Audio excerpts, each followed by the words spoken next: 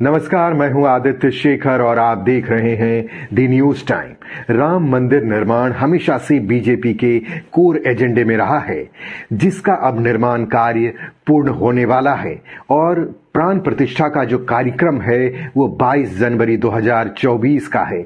और इस कार्यक्रम में भाग लेने के लिए प्रधानमंत्री नरेंद्र मोदी पहुंचने वाले हैं अयोध्या।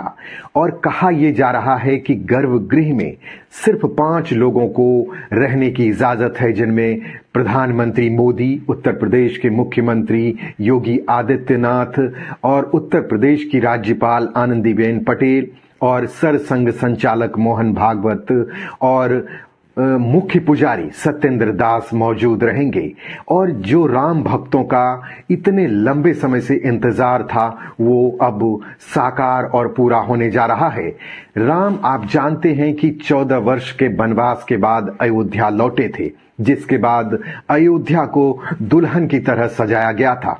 ठीक उसी तरह से राम का ये वनवास जो है वो खत्म हो रहा है और अयोध्या उसी तरह से सज सवर के तैयार है।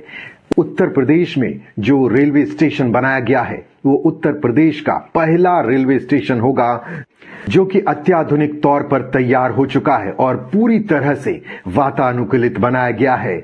और अगर आप मुख्य द्वार देखेंगे तो ठीक उसी तरह राम मंदिर जिस तरीके से बना है उसी तरह से मंदिर के आकार में इस स्टेशन को बनाया गया है। मंदिर की भव्यता और सुंदरता तो देखने लायक है ही, लेकिन इस पर जो राजनीति हो रही है आज मैं उस पर चर्चा करने जा रहा हूं।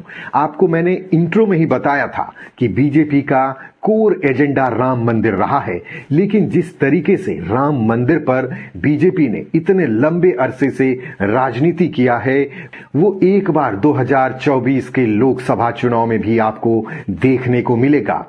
इस कार्यक्रम में जो हिस्सा लेने के लिए जिन पार्टियों को न्योता दिया गया है उनमें बीजेपी के अलावा मात्र कांग्रेस पार्टी ही एक ऐसी है जिसे राम मंदिर के प्राण प्रतिष्ठा कार्यक्रम में बुलाया गया है। कांग्रेस से 3 ऐसे नेता को न्योता दिया गया है, जिनमें कांग्रेस के अध्यक्ष मल्लिकार्जुन खड़गे और कांग्रेस के सोनिया गांधी और कांग्रेस के ही अधीर रंजन को न्योता दिया गया है और किसी इंडिया अलायंस पार्टी के सहयोगी सदस्य को वहां प्राण प्रतिष्ठा कार्यक्रम में आमंत्रित नहीं किया गया है। और यही राजनीति का मुख्य बिंदु है।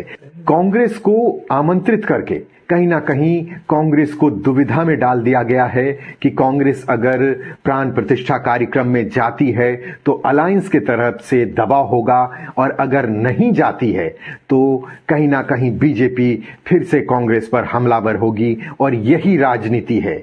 और इसी को भुनाने की कोशिश बीजेपी करेगी आने वाले लोकसभा चुनाव में। और कांग्रेस को अब देखना होगा कि वो किस तरीके से इसे हैंडल कर पाती है। तो कहीं ना कहीं अभी से ही अलायंस का दबाव जो है कांग्रेस पे पड़ना शुरू हो चुका है। कांग्रेस की एक अलायंस जो कि केरला की है वो कांग्रेस पर अभी से दबाव डालना शुरू कर चुकी है कि कांग्रेस को इसमें भाग नहीं लेना चाहिए, क्योंकि हम लोग कांग्रेस को सिर्फ इसलिए सपोर्ट कर रहे हैं कि एक धर्मनिरपेक्ष सरकार का गठन हो सके, ना कि कांग्रेस अभी मस्जिद और मंदिर निर्माण के कार्यक्रम में भाग ले।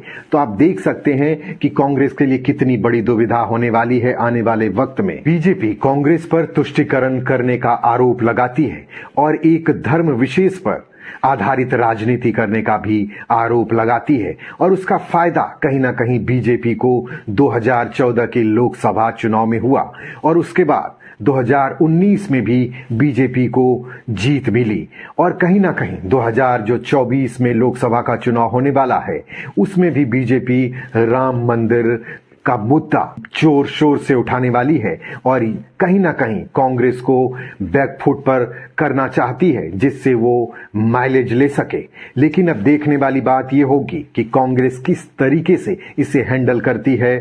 2024 में एक बड़ा मुद्दा रहेगा राम मंदिर का निर्माण और जिस तरीके से कांग्रेस को भी ये देखना होगा कि वो अपने अलायंस को साथ रख सके और जिस तरीके से हिंदू 2014 और 2019 में पॉलराइज हुए थे, कहीं 2024 में उस तरह से पॉलराइज ना हो जाए, नहीं तो कांग्रेस को मुंह की खानी पड़ेगी और कांग्रेस को अपने अलायंस को भी बचाना है और कहीं ना कहीं जो सनातन धर्म को मानने वाले लोग हैं उन्हें भी ये दिखाना होगा कि वो उनके साथ भी हैं। हाल फिलहाल के दिनों में जिस तरीके से डीएमके के तरफ से हिंदू विरोधी बयान लगातार दिए जा रहे हैं, जिस तरीके से आरजेडी के बड़े नेता हिंदू विरोधी बयान दे रहे हैं, जिस तरीके से उत्तर प्रदेश में अखिलेश यादव के पार्टी के स्वामी प्रसाद मौर्य लगातार हिंदू धर्म के खिलाफ आग उगलते रहे हैं, तो कहीं ना कहीं कांग्रेस के लिए बड़ी मुश्किल खड़ी होने वाली है 2024 के लोकसभा चुनाव में। और कहीं ना कहीं कांग्रेस के लिए ये घातक साबित हो सकता है। कांग्रेस को भी ये देखना होगा कि वो किस तरीके से इन नेताओं पर लगाम लगाए और कहीं ना कहीं जो हिंदू पोलराइज होते हैं बीजेपी की तरफ उसे रोक सके। नहीं तो कांग्रेस का 2024 में वही हाल होगा जो 2019 और 2014 में हुआ था। बीजेपी ने ये टारगेट दिया है 400 सीट का, जिसे पाना इतना आसान तो नहीं है, लेकिन जिस तरीके से इंडिया अलायंस अभी काम कर रहा है उसे देखकर ये लगता है कि हो सकता है कि बीजेपी उस आंकड़े के करीब ना पहुंच जाए। तो इसलिए कांग्रेस को अभी से सचेत होकर सही तरीके से अलायंस को साथ लेकर काम करना होगा और सीट बंटवारा जो है इनका उस पर अभी से काम करना होगा।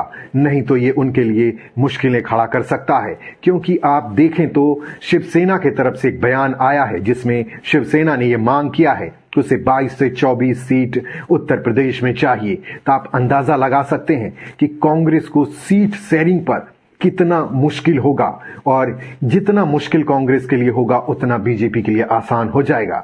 2024 का लोकसभा चुनाव, इस बात का कांग्रेस को ध्यान देना होगा कि वो 2024 के लोकसभा चुनाव में साथ मिलकर बेहतर प्रदर्शन करे। ये तो आने वाला वक्त ही बताएगा कि 2024 का विजेता कौन होता है। फिलहाल के लिए इतना ही। बाकी की खबरों को देखने के लिए बने रहिए हमारे साथ।